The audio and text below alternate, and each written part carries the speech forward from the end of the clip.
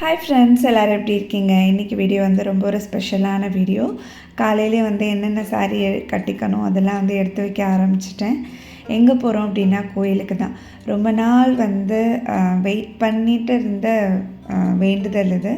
சரி போகணுன்னு வந்து டைமே கிடைக்கல. தக்ஷித் பிறந்ததுலேருந்தே வேண்டிகிட்டு இருந்தேன். ஆக்சுவலாக பிறந்ததுலேருந்தே இல்லை, தக்ஷுக்குட்டி வயிற்றில் இருக்கும்போதே வேண்டினது. அந்த கோயிலுக்கு போன உடனே தான் எனக்கு வந்து வலி வந்தது. ஸோ அந்த கோயில் வாசலில் காலடி எடுத்து வச்சோன்னே பெயின் வர ஆரம்பிச்சது. ஸோ அந்த ஸ்பாட்டில் வேண்டிக்கிட்டது. ஸோ அந்த வேண்டுதல் வந்து நிறைவேற்றுறதுக்கு தான் இன்றைக்கி வந்து நாங்கள் கிளம்பிகிட்ருக்கோம். ஸோ நல்ல வெயில் வந்து பயங்கரமாக கொளுத்திகிட்ருக்கு. ஸோ நமக்கு நிறைய தண்ணி தான் வேணும். என்ன தான் வந்து சாதம்லாம் பார்த்தாலும் சாப்பிடவே பிடிக்க மாட்டேங்குது. பிரேக்ஃபாஸ்ட் ஆகட்டும், லன்ச் ஆகட்டும், எதுவுமே வந்து விரும்பி சாப்பிட்றதில்ல. நிறைய ஜூஸு, தண்ணி இந்த மாதிரி தான் உள்ளே போயிட்டுருக்கு. பசங்க வந்து சீக்கிரமே டீஹைட்ரேஷன் ஆகிடுவாங்க. இந்த மாதிரி வெயில் சீசன்லாம் நம்ம வெளியில் கூட்டிகிட்டு போகிறோம் அப்படின்னு இன்றைக்கி கொஞ்ச நாள் ஒரு ½ டேக்கு மேலே வெளியிலே இருக்கிற மாதிரி தான் நாங்கள் பிளான் பண்ணியிருக்கோம். அதனால் அதுக்கு தேவையான ஃப்ரூட்ஸ் அதெல்லாம் நான் எடுத்திருக்கேன். தக்ஷுக்கு வந்து ஆப்பிள் ரொம்ப பிடிக்கும், மித்துனுக்கும் ரொம்ப பிடிக்கும். ஸோ எங்களுக்கும் சேர்த்து தான் எல்லாம் கொஞ்சம் கொஞ்சம் பேக் பண்ணியிருக்கேன். எப்படியும் வந்து கோயிலுக்குள்ளே போயிட்டோம் அப்படின்னா அதுக்கப்புறமா வேண்டுதல்லாம் முடிச்சுட்டு பிரேக்ஃபாஸ்ட் வந்து வெளியில் பார்த்துக்கலாம் அப்படின்னு நாங்கள் டிசைட் பண்ணிட்டோம். லன்ச்சுமே எங்களுக்கு தெரியல. ஸோ பிளான் படி வந்து நம்ம அப்போதைக்கே டிசைட் பண்ணிக்கலாம் அப்படின்னு விட்டாச்சு. இப்போது மேக்ஸிமம் எல்லாம் நான் எடுத்து வச்சுட்டேன்.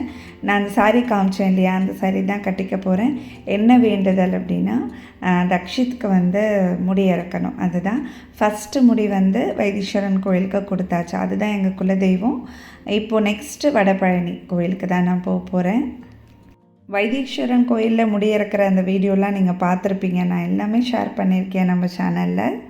இப்போ வந்து எனக்கு தேவையான சாரீஸ்லாம் நான் எடுத்து வச்சுட்டேன். இப்போ வந்து காலையில் பார்த்தீங்கன்னா மார்னிங் 6 ஆகிடுச்சு. பசங்களை வந்து இப்போ நான் ரெடி பண்ண போகிறேன். நல்ல வெயிலில் தான் போக போகிறோம். அதனால் பார்த்தீங்கன்னா 2 பேருக்கும் நல்ல சன்ஸ்க்ரீன் போட்டுட்டு தான் நான் கூட்டிகிட்டு போக போகிறேன். நான் வந்து மமாயத்துலேருந்து baby rich moisturising ultra light sunscreen இதுதான் வந்து நான் யூஸ் பண்ணுறேன்.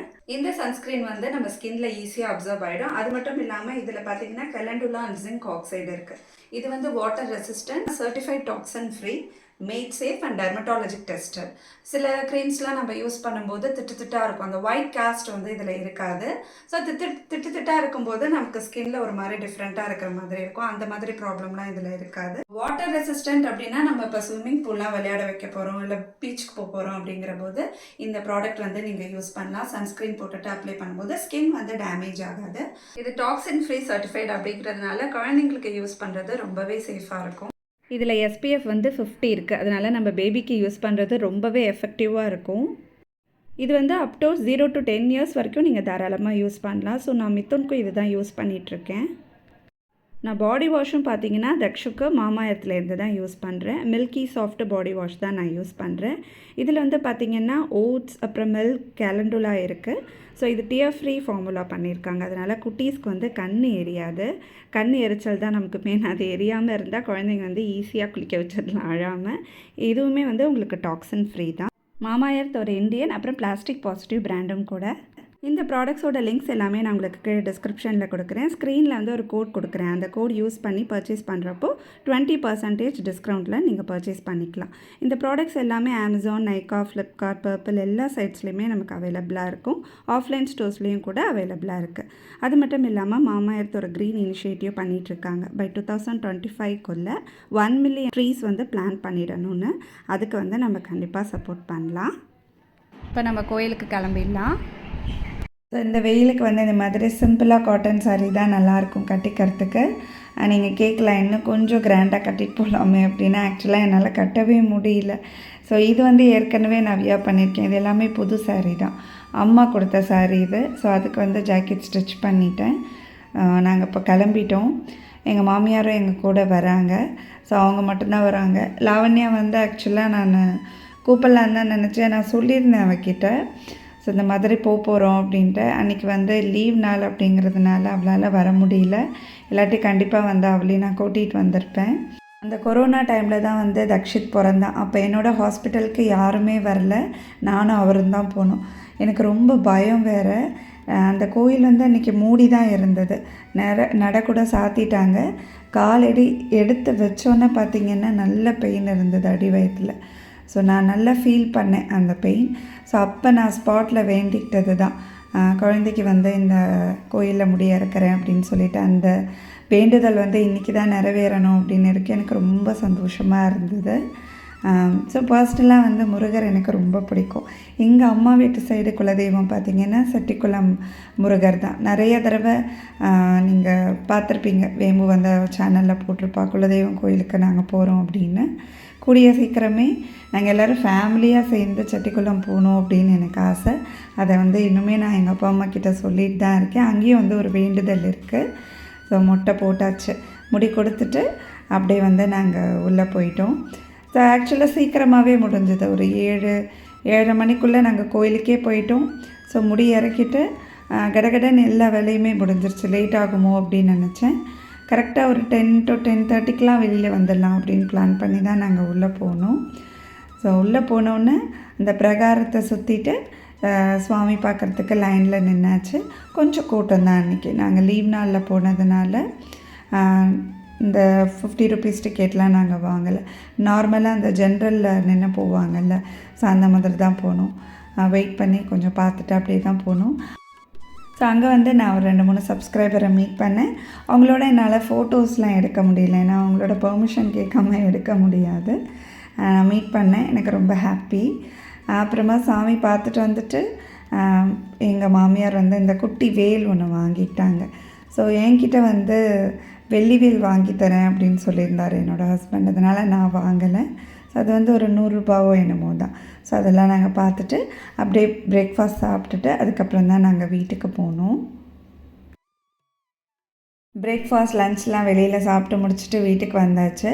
வீட்டுக்கு வந்தோடனே எனக்கு ஒரு ரொட்டீன் இருக்குது. ஏன்னா வீக்கெண்ட் அப்படின்னா அந்த மாவரைக்கிற வேலை இருக்கும். ஸோ அதெல்லாம் பார்க்கலாம் அப்படின்னு தான் பண்ணிகிட்ருக்கேன்.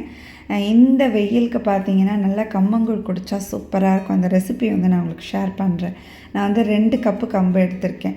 இது வந்து நல்லா வந்து வாஷ் பண்ணிவிட்டு ஒரு 3 to 4 hours கிட்ட நான் ஊற வச்சுடுவேன். நான் எப்பயுமே இப்படி தான் பண்ணுவேன். இது நல்லா ஊறிடுச்சுன்னா உங்களுக்கு வெந்துடும் சீக்கிரமாக. நிறைய அந்த மில்லட்ஸ்லாம் வாங்கிட்டு வந்திருக்காரு. இப்போ ரீசெண்ட் டேஸாக அந்த திணை அரிசி தான் ரொம்ப சாப்பிட்றாரு. ஒருத்தவங்க வந்து வெந்தய தோசைக்கு அளவு கேட்டிருந்தீங்க. இப்போ 1 கப் வந்து இட்லி அரிசினா 2 கப்பு திணை, அப்புறமா 1 கப் வரகரிசி, 1/2 கப்பு உளுந்து. இந்த திணை வரகுக்கெலாம் பதிலாக நீங்கள் ஃபுல்லுமே இட்லி அரிசியே போட்டுக்கலாம். ஆனால் வந்து கொஞ்சம் வெந்தயம் ஒரு 2.5 டீஸ்பூன் கிட்ட சேர்த்துருக்கேன். அதை தனியாக ஊற வச்சுருக்கேன். அந்த தண்ணியோடு இப்போ அரைக்கும் போது சேர்த்திங்கன்னா தான் நல்லாயிருக்கும். இப்போ மில்லட்ஸ்லாம் நிறைய வாங்கிட்டு வந்திருக்காங்க இல்லையா, அதனால தான் வெந்தய தோசைக்கு மில்லட்ஸ் போட்டு அரைச்சேன். இப்போ இட்லிக்கு வந்து 6 டம்ளர் இட்லி அரிசி மட்டுமே போட்டு தான் நான் ஊற வைப்பேன். அதுக்கு வந்து 1.25 கப்புக்கு கொஞ்சம் கூட வந்து உளுந்து போட்டு நான் ஊற வச்சுடுவேன். இப்போ இது வந்து கம்பு, திணை, வரகு எல்லாமே வாங்கிட்டு வந்திருக்காங்க. இந்த திணை வரகெல்லாம் நீங்கள் வறுத்து வச்சிட்டிங்க அப்படின்னா வண்டு வராமல் இருக்கும். இல்லாட்டி குட்டி குட்டியாக பூச்சி வந்துடும், அதுவும் இந்த வெயில் சீசனுக்கு. ஸோ இப்போ இந்த மாதிரி நல்லா வறுத்து நான் எடுத்து வச்சுருவேன். கம்பு வந்து ஒரு 3 மணி நேரத்துக்கிட்ட நல்லா ஊறிடுச்சு. இப்போ அதை ஊறினதை நீங்கள் அப்படியே ஆற போட்டும் அரைச்சிக்கலாம். நான் அப்படியே அந்த தண்ணியை வடிகட்டிட்டு கம்பை வந்து மிக்சியில் போட்டுக்க போகிறேன். இது வந்து குருணை டைப்பில் அரைச்சி எடுத்துக்கிட்டால் போதும், ரொம்ப மாவாக அரைக்க வேணாம். அப்போ தான் சாப்பிடும்போது நல்லாயிருக்கும். இப்போ இந்த மாதிரி நல்லா குருணை டைப்பில் அரைச்சி எடுத்துக்கிட்டேன். நான் வந்து 2 கப்பு கம்பு எடுத்திருக்கேன். அதுக்கு வந்து இந்த கம்பு ஊற வச்ச தண்ணி இருக்குது பார்த்தீங்களா, அது வந்து 1 கப் சேர்த்துருக்கேன். 2 கப்பு கம்புக்கு நம்ம ஒரு 9 கப்பு கிட்ட தண்ணி வந்து நான் சேர்க்கணும். இப்போது கம்பு அந்த மாவை வந்து அப்படியே நம்ம கரைச்சிடலாம். குருணையாக அரைச்ச அந்த கம்பை வந்து தண்ணியில் நல்லா கரைச்சிட்டு அதுக்கப்புறமா அடுப்பில் நான் வைக்க போகிறேன். என்கிட்ட வந்து இந்த மண் சட்டிலாம் இல்லை, அதனால் டைரெக்டாக நான் குக்கரில் தான் பண்ணுறேன். கொஞ்சம் கூடவே பண்ணேன். ஏன்னா லாவண்யாக்கும் கொடுக்கலாம், எங்கள் மாமியாருக்கு ரொம்ப பிடிக்கும் நான் செஞ்சால். ஸோ அவங்களும் வந்து விரும்பி சாப்பிடுவாங்க. அதனால் ஸோ இப்போ இதை நல்லா வந்து கரையை விட்டுட்டு இப்போ கொஞ்சம் நேரம் வச்சிங்கன்னா இந்த மாதிரி கெட்டி ஆகிடும். ஸோ இதுக்கப்புறமும் கொஞ்சம் நம்ம தண்ணி ஊற்றணும். மொத்தமாக பார்த்தீங்கன்னா 1 கப்பு கம்புக்கு 6 கப்பு வரைக்கும் கூட நீங்கள் தண்ணி சேர்த்துக்கலாம். நான் வந்து இப்போ ஒரு 12 கப்பு கிட்ட தண்ணி சேர்த்துருக்கேன். தண்ணி சேர்த்துட்டு ஒரு 2 விசில் விட்டுற போகிறேன். இதுதான் நான் ஃபஸ்ட் டைம் விசில் விட்டு பண்ணுறது. இப்போ விசில் விட்டு எடுத்தோடனே பாருங்கள் நல்லா வெந்துருச்சு. ரொம்ப ஈஸியாகவும் நம்ம பண்ணிடலாம். நிறைய குவான்டிட்டியில் பண்ணும்போது நீங்கள் இந்த மாதிரி செய்யலாம். கலரிக்கிட்டே இருந்தால் கை வலிக்கும். அதனால் இப்போ அது ஒரு நைட் அப்படியே நீங்கள் வச்சுட்டு மறுநாள் நீங்கள் எடுத்து பார்த்தீங்க அப்படின்னா நம்ம சேர்த்த தண்ணி அப்படியே அதை உறிஞ்சிரும். எப்படி வந்திருக்குன்னு பாருங்கள். இந்த மாதிரி நல்லா கெட்டி ஆகிடும். ஸோ இது நம்ம அப்படியே உருண்டை பிடிச்சி நம்ம தண்ணியில் போட வேண்டியதான். இந்த வெயில் சீசனில் பார்த்திங்கன்னா சாதம் சாப்பிடவே பிடிக்கல. இந்த மாதிரி கூழ்லாம் குடித்தா அப்படியே நம்ம வயிற்றுக்கு நல்லா சில்லுன்னு இதமாக இருக்கும். நான் தண்ணியில் இந்த மாதிரி கம்பு செஞ்சு வச்சுருக்கோம் இல்லையா, அதை அப்படியே உருட்டி போட்டுருவேன். நீங்கள் எடுத்து ஃப்ரிட்ஜில் கூட வச்சுக்கலாம். தேவையானப்போ ஒரு கட்டி அப்படியே எடுத்து தயிரில் அப்படியே மிக்ஸ் பண்ணி சாப்பிட்டுக்கலாம். இப்போ நான் ஊற வச்சேன் இல்லையா வெந்தய தோசைக்கு, அதுக்கு நான் இப்போ அரைக்க போகிறேன். இப்போ இது நல்லா ஊறிடுச்சு. இப்போ ஃபஸ்ட்டு நான் என்ன பண்ணுவேன் அப்படின்னா வெந்தயத்தையும் நல்லா அரைச்சிப்பேன். ஃபஸ்ட்டு வெந்தயம் போட்டு அரைச்சிப்பேன். ஏன்னா அது நல்லா அரைஞ்சிருச்சுன்னா அதுக்கப்புறமா ஊற வச்ச அரிசியை நம்ம போட்டுக்கலாம். இதோட அவளையும் சேர்த்து நீங்கள் அரைச்சிக்கலாம். அவளையும் நான் ஊற வச்சுருக்கேன். இந்த வெந்தயம் அவல்லாம் சேர்க்கறதுனால இந்த தோசை நல்லா சாஃப்டாக இருக்கும். இப்போ ஊற வச்ச அரிசி அப்படியே சேர்த்துடலாம். அவல் பார்த்திங்கன்னா 1 கப் அவல் நீங்கள் சேர்த்துக்கலாம். அதை விட கொஞ்சம் கம்மியாக கூட சேர்த்துக்கலாம். அவளையும் நான் நைட்டே ஊற போட்டேன். இப்போ இது கொஞ்சம் அரைஞ்சதுக்கப்புறமா அவளையும் சேர்த்துடுவேன். இந்த அவல் சேர்த்திங்க அப்படின்னா அந்த தோசை அவ்வளோ சாஃப்டாக இருக்கும். வெந்தயம் உடம்புக்கு ரொம்ப நல்லது, நல்ல குளிர்ச்சி இந்த சீசனுக்கு. நான் உப்பையும் சேர்த்து போட்டு தான் அரைப்பேன். இப்போ அந்த கம்மங்கூழ் நான் ரெடி பண்ண போகிறேன். அவங்க காலையில் ஆஃபீஸ் போகும்போது சாப்பிட்டு போகிறதுக்கு. இப்போது நான் எடுத்து வச்சுருக்கேன் இல்லையா, அதில் ஒரு கட்டி அப்படியே எடுத்துகிட்டு ஸோ அந்த ஊற வச்ச தண்ணியே கொஞ்சம் ஊற்றிப்பேன். அந்த தண்ணியை நான் ஊற்றி தயிர் ஒரு 2 டீஸ்பூன் கிட்ட தயிர் சேர்த்துக்கிறேன். ஸோ எனக்கு இதில் அப்படியே சின்ன வெங்காயத்தை போட்டு சாப்பிட்டா ரொம்ப பிடிக்கும். சைட் டிஷ் மாங்காவோ இல்லை நீங்கள் மோர் மிளகாவோ வச்சு சாப்பிட்டீங்க அப்படின்னா இதோட டேஸ்ட் ரொம்ப அல்டிமேட்டாக இருக்கும். தேவையான அளவு உப்பு சேர்த்துக்கலாம். நான் உப்பு போட்டு கம்மங்கூழ் செய்யலை, ரொம்ப புளிச்சு போயிடும். உப்பு சேர்க்காம தான் கூழ் செஞ்சேன்.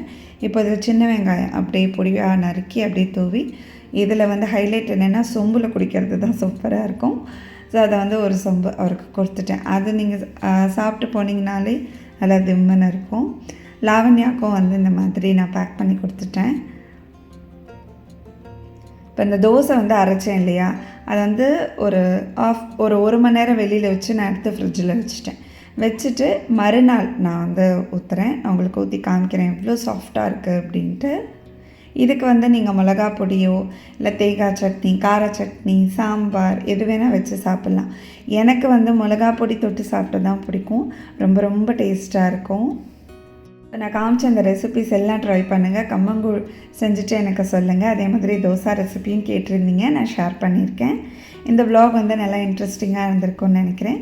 இந்த விலாக் உங்களுக்கு பிடிச்சிருந்தா எங்கள் சேனலை லைக் பண்ணிவிட்டு சப்ஸ்கிரைப் பண்ணுங்கள். தேங்க்யூ ஃப்ரெண்ட்ஸ், பாய்.